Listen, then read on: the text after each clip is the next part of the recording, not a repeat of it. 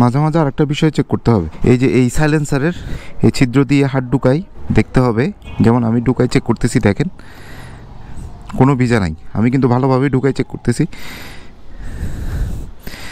না কোনো ভিজা নাই, একদম শুকনা। তার মানে আমার ইঞ্জিন অয়েল কমতেছে না, ইঞ্জিন অয়েল পারফেক্ট আছে, তার মানে আমার ইঞ্জিনের পিস্টন, ইঞ্জিন হেড এগুলো সব ঠিক আছে।